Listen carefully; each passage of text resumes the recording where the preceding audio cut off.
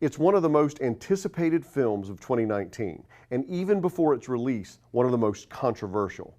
It's a film so violent that the military actually issued warnings to its personnel who planned to see this movie in theaters. So yeah, obviously, I was pretty excited to see Joker.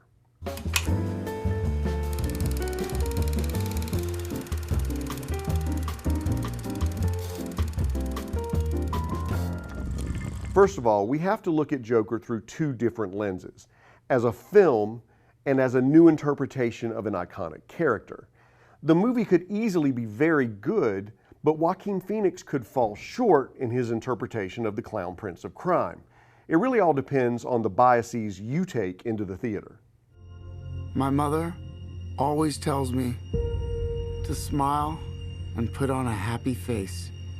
Joker is, in short, a comic book movie for people who don't like comic book movies. If you go into this one expecting something that looks and feels like The Avengers or even Nolan's Dark Knight trilogy, you're going to come away disappointed. Joker is a slow-moving character study. Set in the early 80s and shot on gritty film stock with muted colors, Joker visually and thematically evokes Taxi Driver, as we watch an already disturbed character driven into total madness by an unsympathetic city. It's so awful, isn't it?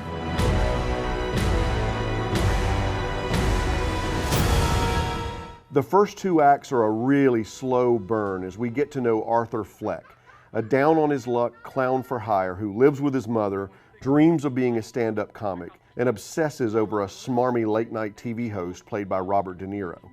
Joaquin Phoenix's portrayal of the unhinged loner is compelling. Lingering close-ups and quiet moments are some of the most telling scenes, and Phoenix is able to convey a lot of meaning without saying a word. It's a powerful performance that just might sneak him into the Oscar conversation. Despite the pre-release hype, I've got to say that this movie is nowhere near as violent as I thought it might be. It's no John Wick or a Tarantino film. But having said that, this is also not a kid's movie. Again, it's not the Avengers, it's not the Dark Knight trilogy. This is decidedly dark and definitely adult fare. All in all, I think Joker as a film is better than good, but falls short of great. And while I prefer Christopher Nolan and Heath Ledger's Joker, I found a lot to like about this iteration of Gotham's most infamous villain. DC has finally managed to pull off a dark movie that doesn't feel pretentious or forced.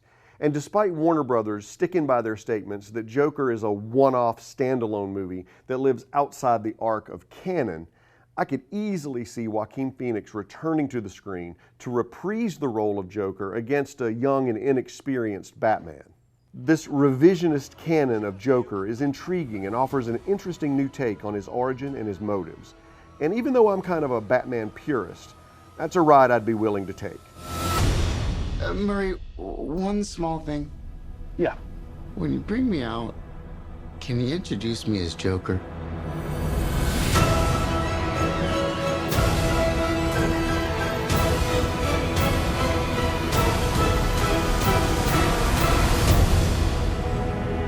Send in the clown.